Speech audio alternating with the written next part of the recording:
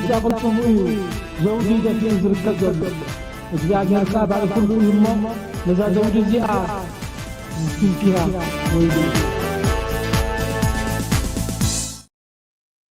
ሰላም ተኸታተልቲ ሶል ሚድያ ኣብዘ ዘለኹም ሰላምኩም ይብዛሕ ጽቡቕ ናይ ዕረፍቲ ግዜ ቀዳም ሰንበት ኮነልኩም እንዳተመነኹ ንሎሚ ማዕከና ዜና ኣዝዩ ኣዘራራቢ ኩነታት ኮይኑ ዘሎ ብዛዕባ ኤርትራን ኣሜሪካን ቫይራሊ ብዝተፈላለየ ቋንቋታት ብዛዕባ ኤርትራን ኣሜሪካን ኣዘራራቢ ጉዳይ ኮይኑሎ ንዑ ዝምልከት ገለ ክህልወና እዩ ገለ ካብቶም ላዕለወ ሰበስልጣናት ናይ ኢትዮጵያ ከዓ ብዛዕባ ንኤርትራ ኣመልኪቶም ዝፅሓፉ ወይ ከዓ ዝተዛረቡሎሞ ቅድሚ ናብኡ ምኻደ ግን ክቡራት ተኸታተልቲ ደንደን ብጣዕሚ ብልቢ ከመስግነካ ይደሊ ኩሉ ግዜ ናይ ኤርትራ ትምህርቲ ርዝነት ኣሎ ብስነ ጥበብ ካብቶም ኤርትራ ዘምሃረቶም ኣብ ኤርትራ ማለት እዩ ብስነ ጥበብ ዝወደአ ወይካ ብጥንቆላ ከምዚ ናይ በዓል ወዲ መምህር መልክዕ ሪኦም ወይ ከዓ ገጽ ሪኦም ፍረቲ ስነ ጥበብ ሪኦም ዘይኮኑስ ገጽ ሰብ ሪኦም ከምኡ ከዓ ነዚ ሰብ እዚ ከመይ ጌርና ነውድቆ ንሓደ ከተውድቆ ዘይደለካ ከዓ ስኢልካ ተጠቃዓሉ ንሓደ ሕማቅካ ኣጁኻ እንዳበልካ ትውድሶ ማለት እዩ ከም በዓል ደንደን ግን ሽሕን ሚእትን ይፍረዩ ደንደን ሓውና እታ ናቱ ዩቲዩብ ኣብዛ ቀዳመይቲ ኮመንቲ ኣብ ኣክገርፈልኩም እየ ኣብ ስነ ጥበብ ብዙሕ ኣበርክቶ ክገብር ትፅቢት ንፅበ ካባኻ ደንደን ሓውና ፅቡቅ ጌርካ ሃይስካ ኣለኻ ሞ ዝብል እዩ ሕጂ ግን ነበር ተባሂልና ቀደም ነይሩና ክንምለስ ኢና ናብ ናይ ቀደምና ኣብ ዝብሉ ልቕሶ ዝተሰረቱ ደርፍታት ነቲ ነይሩና ዝብሎ ዘሎ ንምምላስ ህርፋኑ ወይ ሓቐና ደርፉ ንኣብነት ናይ ሃይለ ስላሴ ኣታ ኣቦጊዳ ትብል ቀዳሚት ኣልቡሙ ግርማዊነቱ ኣብ ዘርእስታ ደርፊ ናይ ይሁዳ አንበሳ ቀዳማዊ ንጉስ ናይ ኣፍሪካ ኣቦ ሃይለ ስላሴ እናበለ እዩ ዝገልጾ እዚ ናይ ይሁዳ አንበሳ ዝብል ኣገላልጻ ኣብቲ ናይ እስራኤል ኣብ ናይ ሓሶት ዝተሰረተ ስነ ልቦና ናይቲ ሃገር እቲ ናይ ኣፍሪካ ኣቦ ዝብለሉ ምክንያት ድማ ነቲ ኣብ 1950 ናይ ፓን ኣፍሪካኒዝም ጀሚርዎ ዝነበረ ንምግላጽ እዩ ቀዳማዊ ንጉስ ይሁዳ አንበሳ ቀዳማዊ ይሁዳ አንበሳ ግርማዊነቱ የደራሰ ራሴ የአፍሪካ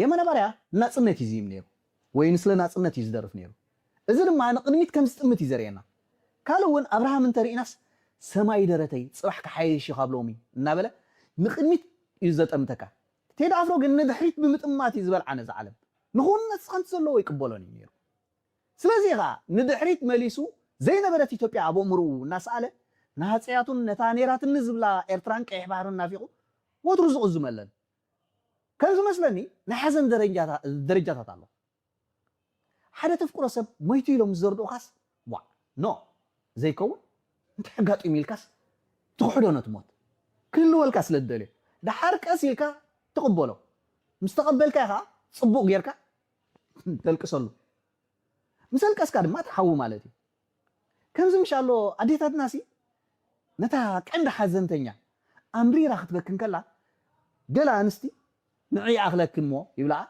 قال دما نو قدفاء توصايو صبوق غيرا تلقس قدفاء يبلع ازي اتغواهي اوشت اخ مو صباحنغو قال حمام كيس بلا الى صبوق غيرا تلقس زبلا سلازي صبوق غيرا مسلقسك يا دما تحول حجي فلما مرد دحار مخاد دحريو مقبال صعيبو ملقاس موداتا دما تحول سلازي ኢትዮጵያውያን ከም በዓል ከይዳ ኣፍሮ የቴድሮስ ሀገር ዶ የራስ ሰፈር ያልዶ ሁሉ ነታ ሒሎም ማዝነበሩ መርድ ሞት ወሃገሮም ተቀቢሎምሲ አበይ ዘሎ ትልቅሶ አበይ ዝግበሮ ይብሉሎ ድሕር መሪር መልቀስ ሕዌት ከም ዘሎ ኣሚኑ ድማ አንሳው ይብላሎ ቴዲ ኣፍሮ ምዞም ስርዓታት ዘጋጭዎ ዘሎ ድማ እዚ እዩ ልጅ አቢ ኢትዮጵያ ይሕውያ ይብል ቴዲ ኣፍሮ ድማ ብጥሪያ ዓሪፋ ይብሉሎ ኣብዝናትና ተመጽሓኻ አሎ አሻስ ሙዲና فوق ዝብል ምስላ ዘዘኻኽሩኻ ብኹንታል እንጅልና ዝሃቦም ኤርትራ ሕብረት ምስ ኢትዮጵያ ባ ገለባ እናበሉ ኩሉ ዚልና ዝውዕሉ ኣብዚ ማሕበራዊ ሚድያ እዚ ኢትዮጵያ ትባልሲ እቶም ዝምኩሑላ ኻማን ከም ዝዓረፈት ኣሚኖም ዳስ ንትከለላ እናበሉ እናልቀሱስ ሕብረት ምስ ኢትዮጵያ ኢልካ ዝረባሎ ቆይ مرقمنا لا زي تودأ أخي كون مبر نعال يا نونك أجري متبت يتعلق صديق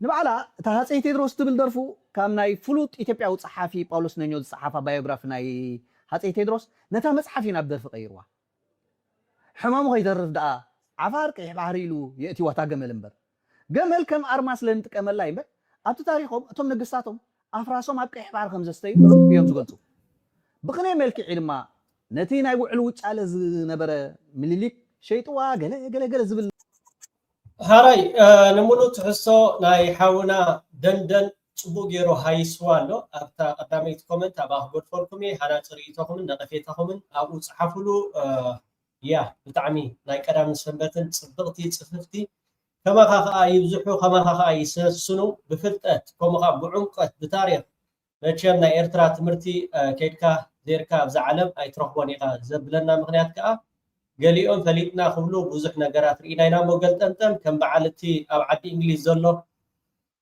ያ ብዙኾነ ሎማዓንቲ ጌታቸው ረዳ ከይሓፈረ ከይሓነኸ ብዛዕባ መቸም ንኢትዮጵያውያን ብጣዕሚ ኣሰንቢድዎም ዘሎ ቶም ፖለቲከኛታት ብሕልፊ ናይ ብልጽግና መንግስቲ ኣሜሪካ ምስ መንግስቲ ኤርትራ ናብ ንቡር ዝምድና ክንምለስ ኢና እገዳ ክለዓል ምስ ኤርትራ ዝምድና ክንገብር ኢና ዝብል ዜና ምስ ወፀ ድሕዝዎን ድጭብጥዎን ጠፊእዎም ጌታቸው ረዳ ከዓ ልኡኽ ናይ ኣቢ ኣፈኛ ናይ ኣቢ እዩ ኩሉ ግዜ ከዓ ንኣቢ ክሕጉስ ዘይፍሕሮ ወይ ከዓ ደይዛረቦ ነገር የለን እንታይ ዝብል ዘሎ ጌታቸው ረዳ ካብ ክሳድ ንላዕሊ ብዙኾነ እስኻ ክትብሎ ትቃልውን ድሌትና ኣይኮነን ንዓኻትኩም ሱርኩም መሰረትኩም እቲ 4 ኪሎ ክነጥፋኣኩም ከም ኤርትራውያን ተዓጢቕና ኢና ዘለና ዳ እምበር ምሳኻትኩም ኣሜሪካ ምስ ኤርትራ ዝምድና ከተመሓይሽ ብምጅማራ ጽቡቕ እዩ ብምባል ይጅምር ንስኻ ክትብለና ወይ ንስኻ ክትዛረበና ብዛዕባና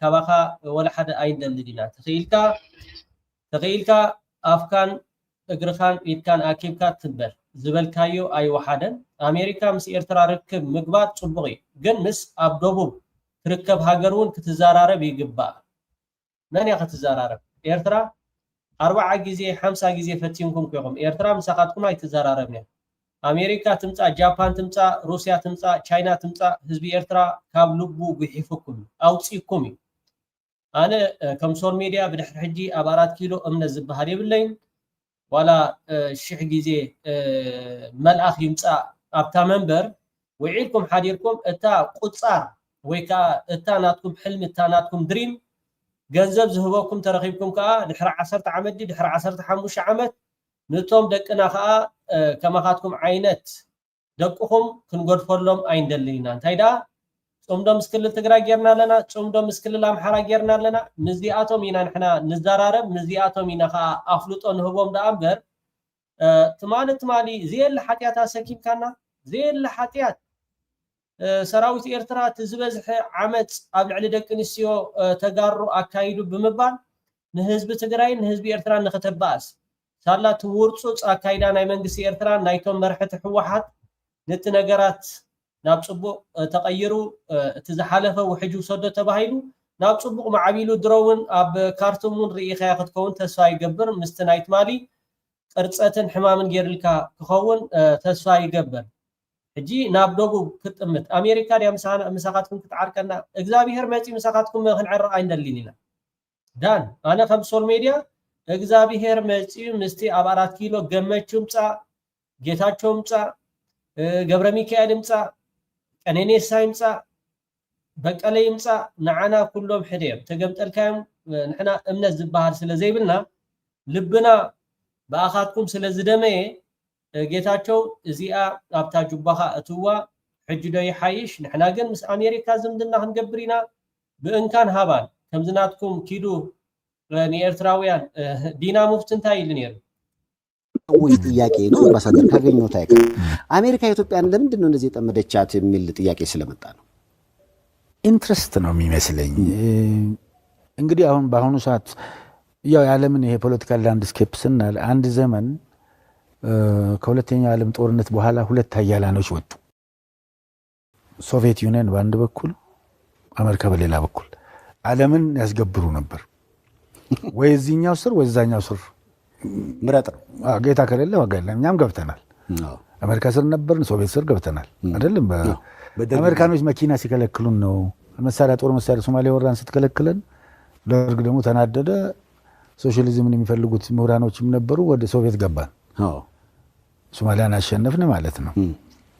ከዛ የሶቪየት ዩኒየን ካምፕ የሚባለው ፈረሰና ዩኒፖላር አሜሪካኖች ብቻቸውን ወጡ። አሜሪካኖች ከወጡ በኋላ በዛ አልዘለቀም። አሁን ደግሞ መልቲፖላር ነገር ሆኗል። ሌላ ሀያሉ እየበረከተ ሄደ በሪጅን ውስጥ። እኛ ያለንበት ሪጅን ደግሞ ቀይ ባህርና ሜዲትራኒያን አካባቢ እዚህ ሆርን ኦፍ አፍሪካ ፍላጎቶች በዙ። ቻይና አለ፣ ቱርክ አለ፣ ገልፍ ሀገሮች አሉ።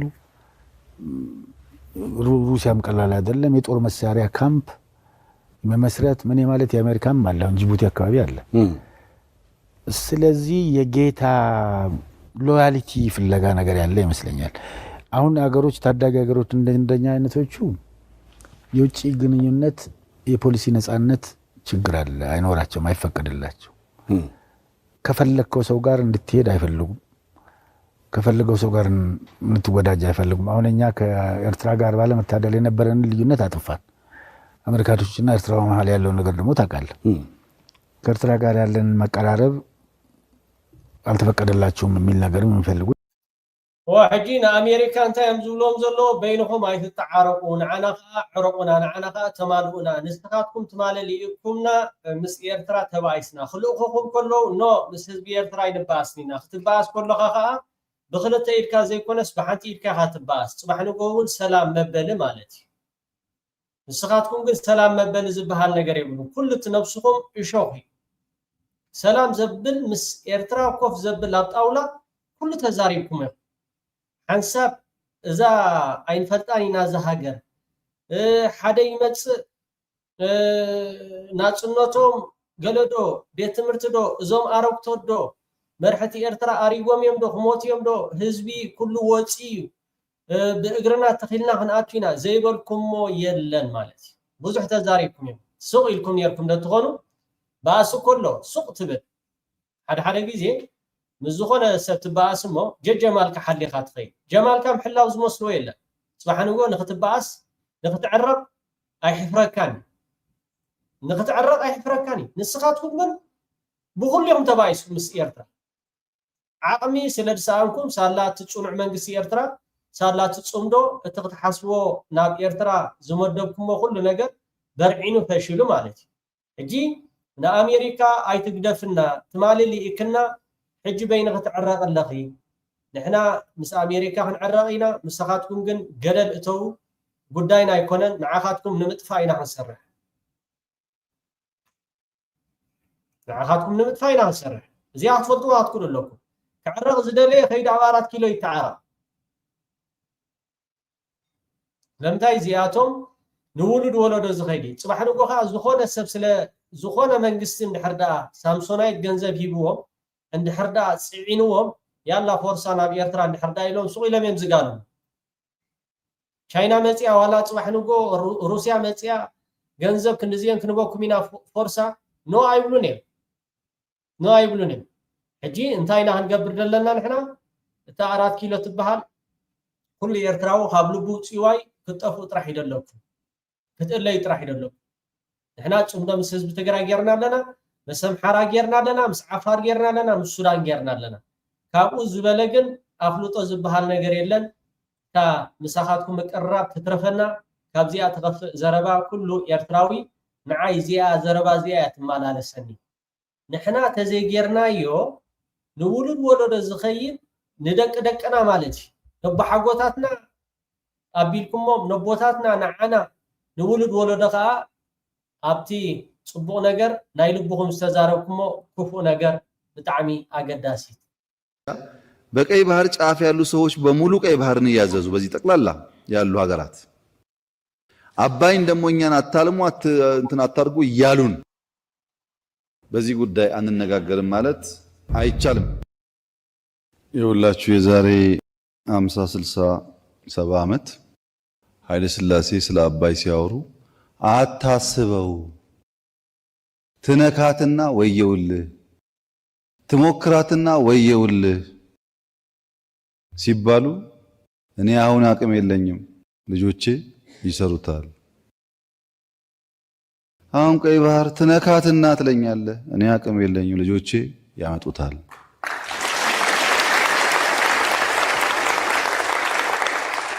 አሁን አይቻልም ማለት ነገ አይቻልም ማለት አይደለም። እናንተ ደግሞ ተራችንን እንመካከራለን፣ መንገዱን እናያለን፣ ምርጫውን እናያለን። ከተሳካ እናሳካለን፣ ካልተሳካ ልጆቻችን ያሳኩታል እንጂ ተዳፍኖ ይቅር የሚባል ነገር አይደለም። መብት ስለሆነ ደግሞ ለኛ የኤግዚስተንስ ጉዳይ ነው። ከዚህ ውጪ እንደ ሀገር ሰርቫይቭ ማድረግ አንችልም። አሁን ችለናል። ለምን? የምንሸከመው 1 ሰዓት ስለሆነ 2 ሰዓት ሲሆን ታዩታላችሁ። ይሄ ታይቷል ኢትዮጵያ ውስጥ። ይሄ የት ነው? ኦኬ እዚያ ብጣዕሚ እኽልትን ጽፍፍትን እያ እዋ ሎሚ ኣሜሪካ ክትዓርቀኩም ጽባሕ ንጎ ከዓ ኺዱ ተባእሱ እንድሕር ዳኢላትኩም ከዓ ስለትባእሱ ምሳኻትኩም ሰላም ዝበሃል የብልናን መውድዕ ዝበሃል የለን ዕላማን መትከል ኣልቦ ስለ ዝኾንኩም ምሳኻትኩም ዋላ ሓደ ከምኡውን ጌታቸው ረዳ ካብቲ ዝተዛረብካያ መርዚ ዘረባ ወይዳ እቲ ወርፁፅ መንግስቲ ህዝቢ ኤርትራን ከምኡ ከዓ ህዝቢ ትግራይ እዛ ዘረባ እዚኣ ተላኢካ ኣሜሪካ ምስ ኤርትራ ዝምድና ብምሕያሽ ተሓዊሰ ጽቡቕ ዕድል ገት መከራ ግን መቼም ቢሆን በምንም መልኩ ሊታካክሰው በጣም ይከብድ ነው። እንግዲህ የትግራይ ሴቶች የሚደርስባቸው መከራ አንደኛ ልጆቻቸው ወይ በትጥቅ ትግሉ ምክንያት ወይ በሌሎች ኮላተራል ዳሜጅ ሆነው የሚጠፉባቸው ናቸው። ባሎቻቸው የሚጎዱባቸው ናቸው። እነሱ እንደ ሴቶች ተፈጥሮ የሰጣቸው ጸጋ መሆኑ ቀርቶ ርግማን ሆኖ የሚደፈሩበት ሁኔታ በስፋት ታይቷል። እነዚህ ውስጥ ማን ምን አጠፋ ምናምን የሚለው ያው እንደተባለው ነው። ለምሳሌ እኔ ምናልባት 1-2 ቀን ገልጬ ይሆናል እስካሁን ገልጬው አላውቅም ነበር። እኛ ጊዜያዊ አስተዳደሩ ባደረገው ጥናት ከዩኒቨርሲቲዎች ጋር ባደረገው ጥናት ትግራይ ውስጥ የተፈጸሙ የሴክሹዋል ቫዮለንስ ጥፋቶች በ10 ሺዎች የሚቆጠሩ ሴቶች የተደፈሩበት ኢንሲደንት ጥናት ሲናደርግ 76%ን የኤርትራ ሰራዊት ፈጽሞታል ነው። ምክንያቱም የኤርትራ ሰራዊት ያ 76% ሰራዊት ኤርትራ ፈጽሞ ኢልካ ዘይ ሓጢአትና ንኸተሰክመና ዘይ ሓፈርካ ሕጂ ምስ ኤርትራ ዕረቁና ምባል ኩሉ ግዜ ሓሳዊ ትርጉም የብሉ ምስ ሓሳዊ ምዕራቅ ማለት ባዕልኻ ነፍስኻ ምብልሻው ባዕልኻ ንነፍስኻ ኣብ ሓደጋ ምውዳቕ ምስ ሓሳዊ ምቕራብ ማለት ባዕልኻ ናብ ገሃነም እሳት ወይ ከዓ ናብ ሓጢአት ምእታው። ስለዚ እታ ሓሶትካን እታ 4 ኪሎ ዘላ መንበር ጊዛዊት ኣብኣ ኮይንካ ጥራሕ እንዳምባሃብካ ናብ ኤርትራ ገጽካ ከማን ኣይጠምት ናብ ኤርትራ ገጽካ ከማን ኣይትሽን ኤርትራ ትብል ሽም ከማን ኣይተልዕሉ ቶም ኣብ 4 ኪሎ ዘለኹም ብጣዕሚ ተሰልችው ሰባት ስለ ዝኾንኩም ብዛዕባ ማዕከና ዜና ብዛዕባ ኤርትራ እንታይ ይብላ ኣለዋ መቸም ዳርጋ ገሊኦም ዕግርግር እንዳበሎም እዮም ከም በዓል ቢቢሲ ትግርኛ ዝኣመሰሉ ነቲ ነገራት ቆበልዎ ዳርጋ ከቢድዎም ኣሎ ናብኡ ቅድሚ ምባለይ መሰጋገሪት ክትኮነና እዚኣ ናብዚ ደረጃ ዝብፅሓትና ደላ እሞ ክብሪ ነቲ ዘይፀዓት ህዝቢ ኤርትራ መንግስቲ ኤርትራ ብሓፈሻ ከዓ ሓይልታት ምክልኻል ኤርትራ አፈወርቂ በፍቅር በአሰብ ጉዳይ ምንም ችግር የለበትም። አይ ጋራንቲ ዩ ኢሳያስን በጉልበት ግን መንካት አትችልም። ሞክር። ኤርትራ እግዚአብሔር ምስክሬ የኤርትራ ህዝብ ጋራንቲ ዩ በፍቅር መጥተ አሰብን መስራት ትችላል። ደግሜ እነግርሃለሁ ደሙን በሙሉ መስዋዕት ያደርጋል። የኤርትራ ህዝብ አሰብን በጉልበት አትወስድም። ሞክር። ዓለምን አሽቀንጥራ የጣለች ማንነት አላት ከነድህነቷ ኤርትራ። ዓለምን ባናት ተተከል ብላለች። ዓለምን ነው ማለት አሜሪካን ነው ማለት አውሮፓን ነው ማለት ሞክሬ ነው ያለችው። ልብ ያለው ህዝብ አላት ኤርትራ። ድህነት አለ፣ ድህነቷ እንዳለ ነው። በድህነቷ ግን በማንነት አልተደራደረችም። አሽቃብጣ እኮ ህዝቧን በልታ እኮ መኖር ትችላለች እኮ። ግን ፕሪንሲፕል የሚባል አለ። በማንነቷ ማንም አይወስድም። የኤርትራ መሬት እናት የወለደችው አይወስድም፣ ማንም አይወስድም ነው ማለት። ብቃት አላቸው። እውነቱን እውነት ነው። አመልኪቱ ምምሕዳር ዶናልድ ትራምፕ ኣብ ቀዳማይ እብረ ስልጣኑ ይኹን ኣብ ካልኣይ እብረ ስልጣኑ ነቲ ኣብ መንጎ ክልቲአን ሃገራት ዘሎ ርክብ ክኽለስ ፃዕርታት ክካይድ ምፅንሑ ዝፍለጥ እኳ እንተኾነ ኣብዚ ሕጂ እዋን ክድፍኣሉ ዝተደለየ ቀንዲ ምክንያት እንታይ እዩ?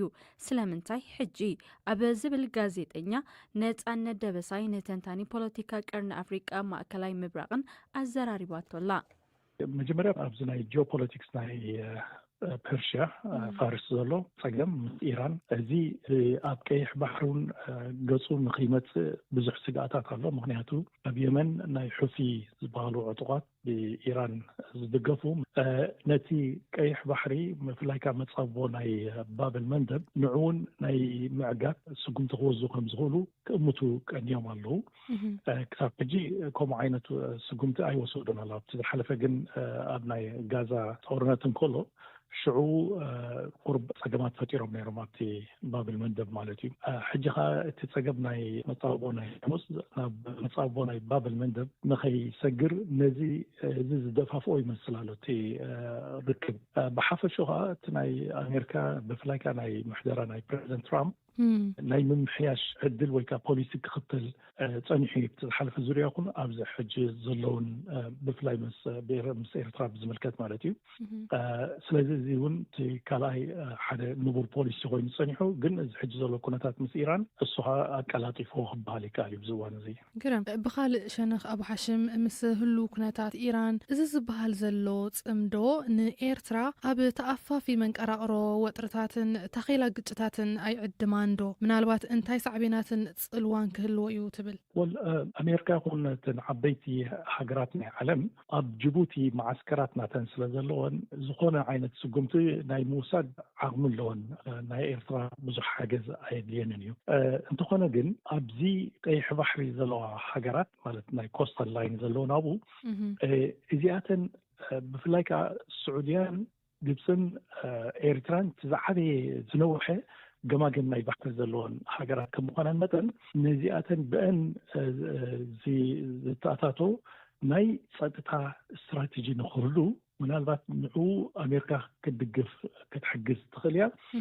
ኣብ ርእሲኡ እውን እዘን ዓድታት እዚአን ናይ የመን ጠባያት እውን ኣብ ምቁፅጣር ንነዊሕ ግዜ ፅቡቅ ስራሕ ክሰርሓ ይኽእላ እየን ዝብል ግምት ከተኣታትው ይኽእሉ እዮም ኣብ ኣሜሪካ ዘለዉ ስትራቴጂካውያን ማለት እዩ። ኣብ ዝመፅእ ግዜ ከዓ ኣብ ደቡብ ቻይና ባሕሪ ናይ ደቡብ ቻይና ዝበሃል ወይ ከዓ ሳውት ቻይና ሲ ኣብኡታት ፀገማት ዝፍጠረሉ ኩነታት ክመፅእ ስለ ዝኽእል ስለዚ ኣትሊስት ብናይ ቀይሕ ባሕሪ ነብሱ ዝኸኣለ ናይ ሪጂናል ሴኪሪቲ ዘውሕስ ናይዘን ሃገራት ናይ ከባቢ ናይ ቀይሕ ባሕሪ ብፍላይ ከዓ ዘን ሰለስተ ሃገራት ዝጠቐስክዎን ኣብኡ ሓደ ተራ ንክህልወን ዝደልዩ ይመስለኒ ብኣሜሪካውያን ሸነኽ። ኣብዚ ከዓ ኤርትራ ተራናታት ፅቡቅ ክኸውን ይኽእል እዩ። ካብኡ ሓሊፍካ ግን ብዙሕ ፀገም ዘምፅእ ኣይመስለኒ።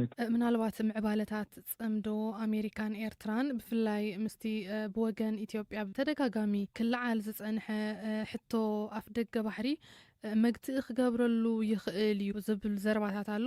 ወይ ድማ ነታን ነዊሕ ዓመታት ምስ ኣሜሪካ ጥቡቕ ሽርክነት ዝፀንሓ ኣዲስ ኣበባ እውን ከቐይማ ይኽእል እዩ ዝብል ወገናት ኣለዉ። ከመይ ትሪኦ እዚ ኣብ ሓሽም?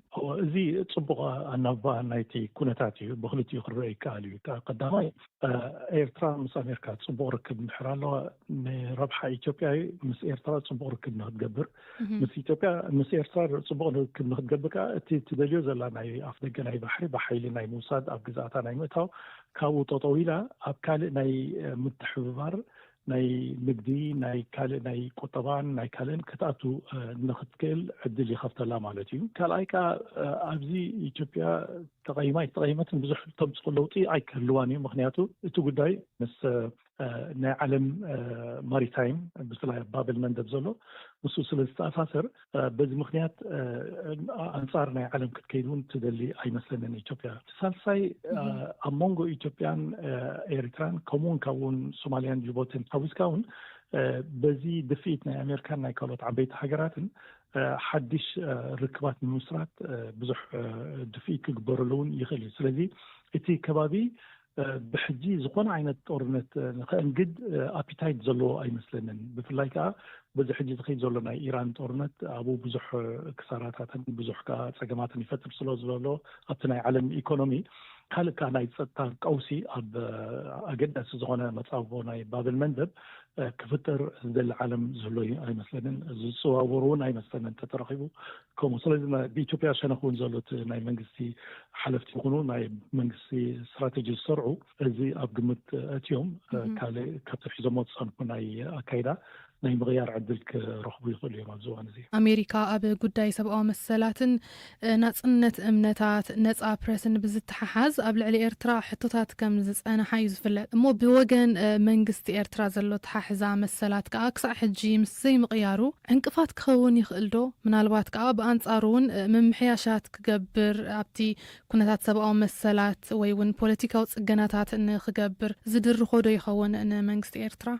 أي مثلاً أبز قداي زي بفلاي بشرق أمريكا غير كله ربحهم قدماي جيروم يوم السرعة سلازي تناي سبعة مسألة ناي محضرة صبوا محضران قالن كم سكندري كم كلا أي درجة يوم السرعة ينفع بزخون أي قدس ولين ما بزحت أنت نعرقنا أمريكا بحالا كم بعال قبسي يقنا سعوديان كالوتن بزحنا أي سبعة مسألة قصة في تصامل لنا حجراتين سلازي السوء يكون ندرخ زخون مالتي بدخل شنكا سلازي كله نايكمو يقبروا لوني كبرتي هذا يغني اللي هراي كبرات تغتاتلتي سول ميديا دقيمة صبونا عرفت جزي قدام سنبت قولكم من داتا منه نحاولنا دندن أبتا قدامي تكومنت أباهم الفرقمي بتعمي أعزي قداسيت هي ساقا كايدونو سسنايو ودحوك